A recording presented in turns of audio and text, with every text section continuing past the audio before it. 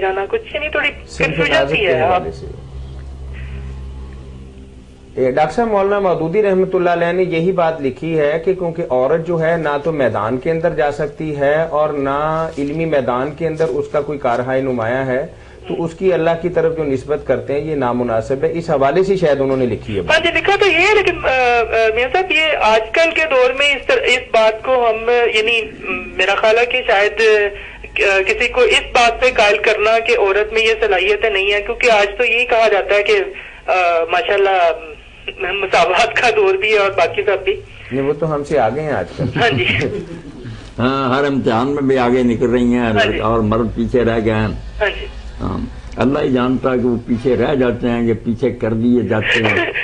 یہ تو اللہ کو معلوم ہے کہ ممتن جو ہے نا وہ کیا کرتے ہیں. یہاں ڈاکٹر صاحب سب کچھ چلتا ہے نا. ہاں، لڑکیوں کے والدین پہنچ جاتے ہیں، نمبر آئے ہیں، یوں ہوگا سب کچھ.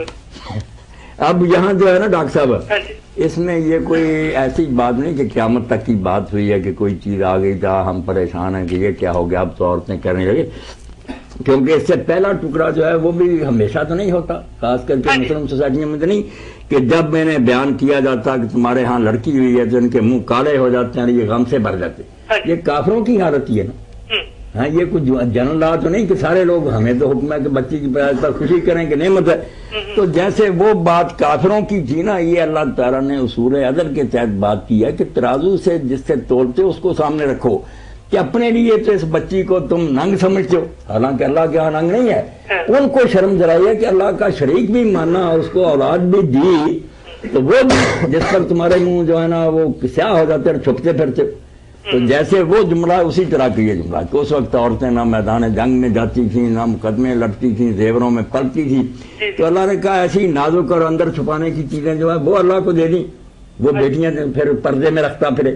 یہ طرز ہے ان پر جو فرشتوں کو بیٹیاں کہتے تھے اور اللہ کی مانتے تھے، ان کے خیال کو سامنے رکھ کر نا اللہ نے انہیں کہا ہے کہ شرک بھی کیا اور پھر ایسا ظالمانہ کہ جو چیز اپنے لیے ناپسند کرتے ہو. سورہ نجم میں بھی آپ دیکھیں گے نا کہ اس کے لیے بیٹیاں، اپنے لیے بیٹے، دل کا دن قسمت عزیزہ، یہ تو بڑی غلط تقسیم ہے. تو یہ مشرکین کا ذہن جو تھا نا کہ کوئی آدمی ایک عقیدہ بھی غلط ہو اور وہ بھی ایسا غلط کہ خود آپ بھی اس کو نہ قبول کرے، یہ ان کے ذہن کے مطابق بات ہوئی. اب دوبارہ پڑھ کے دیکھ لیں یہی بات ہو. یعنی اگر اس وقت کے حالات کو انالائز کریں تو جیسے وہ مشرکین سمجھتے تھے نا کہ بیٹی پیدا ہونا شرم کی بات ہے، اس کو اندر رکھنا چاہیے، سارا اس کو لیا کہ اپنے لیے ان کے لیے یہ سلوک کرتے ہو اور اللہ کو بیٹیاں دیتے ہو. ان کے ذہن کے مطابق بڑی چوٹ تھی نا. صحیح. ویسے ایسا تو نہیں ہے نا کہ اللہ تعالیٰ نے نہیں، یہ تو عام قانون نہیں ہے. جیسے وہاں عزیز مصر نے کہا کہ عورتوں کا مکر بڑا، یہ بھی کوئی دین نہیں ہے کہ قیامت تک یہ دین کی بات ہے. ویسے جو حالات تھے اس وقت اس کے سامنے مکاری کی تھی ظریفہ نے اور دوسرے، اس کی وجہ سے اس نے کہا. لوگ ایک بات کو جب عام کر دیتے نا کہ یہ قیامت تک یہ کہنا کھلی جائے تو مسئلہ جاتا ہو رہے. جیسے وہ پہلا فکر ہے نا کہ چہرے سیاہ ہو جاتے ہیں غم میں. اب ہر شریف آدمی تو ایسا نہیں کرتا، بہت سے خوش ہوتے ہیں بچی کی پیدائش. تو جیسے وہ نامراد کرتے تھے اس کو اللہ نے لے کر لیا کہ آپ بیٹی کی خبر سن کر غمگین ہوتے ہو اور مجھے اولاد بھی دینے لگے تو وہ بیٹیاں کم از کم بیٹے ہی دے دیتے جو اپنے لیے پسند کرتے. یہ ان کے ظلم کی انتہا بیان کیا کہ شرک بھی کیا اور ایسا پس دردے کا. اللہ کا کہنا نہیں ہے. بالکل صحیح. بہت شکریہ مولانا. مولانا محرم الحرام کے حوالے سے سوال ہے. وہ سوال آ گیا، اب اسی پر ختم کرتے ہیں. اصل میں کئی چیزیں لوگ نقطہ کے طور پر کہہ دیتے ہیں، وہ کوئی ایسی چیزیں نہیں ہوتی کہ اس کو منطق اور لاجک کہا جائے. نقطہ آفرینی یہ اصل میں شاہ عبدالعزیز رحمۃ اللہ علیہ نے یہ بات کہی اور میں نے ڈاکٹر طاہر القادری سے بھی سنی، مگر وہ ذکر نہیں کرتے کہ شاہ صاحب نے بیان کیا، وہ اپنی طرف سے بیان کرتے ہیں اور لوگ آشاش کرتے ہیں. میرے بھی ایک دوست تھے، وہ اب ریٹائر ہو گئے، انہوں نے کہا واہ واہ واہ. میں نے کہا دکھاؤں سے روشات ہے. اب جب لوگ ذکر نہیں کرتے اپنی بلے بلے چاہتے ہیں تو ایسا ہی ہے. کہنے لگا اس نے نام ہی نہیں لیا شاہ عبدالعزیز. تو انہوں نے سر الشہادتین لکھی ہے کہ دونوں شہادتوں کا راز کیا. وہ کہتے ہیں رسول اللہ سے آخری نبی، حضور بھی تمنا رکھتے تھے میں شہید ہوں، حدیثوں میں آتا کہ میں چاہتا ہوں اللہ کی راہ میں قتل ہوں. مگر آخری نبی اگر قتل ہو جاتا آخری راؤنڈ میں کفار کے ہاتھوں سے تو دین تو برباد ہو جاتا. اس لیے آپ کو نہیں یہ مناسب سمجھا گیا کہ شہادت دی جائے. مگر دوسرے رنگ میں دے دی گی کہ جو آپ کی جگہ ہی تھے کہ آپ کے بیٹے تھے اور آپ کہتے تھے کہ میں ہی ہوں، اور وہ سر سے پاؤں تک، یہ تو ٹھیک ہے حدیثوں میں آتا ہے کہ سر سے پاؤں تک حسن اور حسین رسول اللہ کے مشابہ تھے، صحیح بخاری میں۔ السلام علیکم۔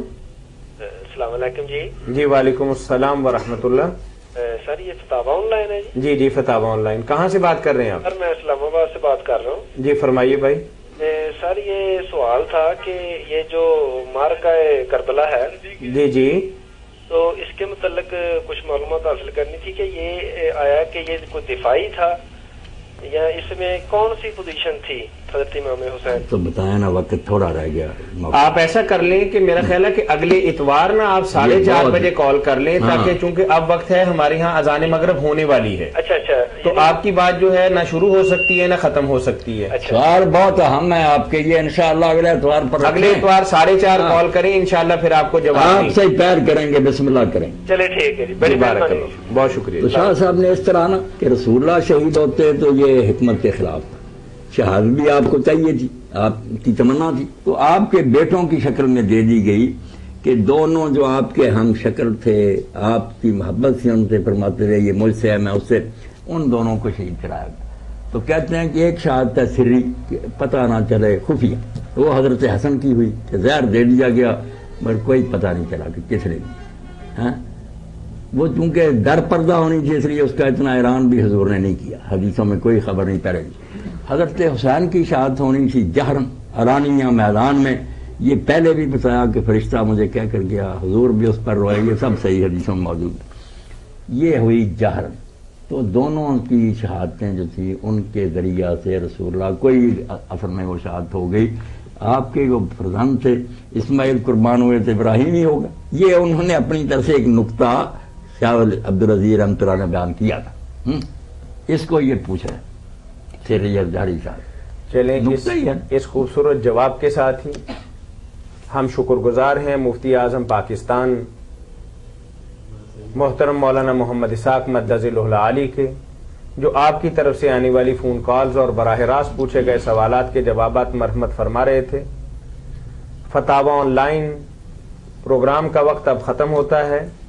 اگلے اتوار تک کے لیے پروگرام کے میزبان میاں طاہر اور فتاوی آن لائن کی پوری ٹیم کو اجازت دیجیے۔ اللہ حافظ۔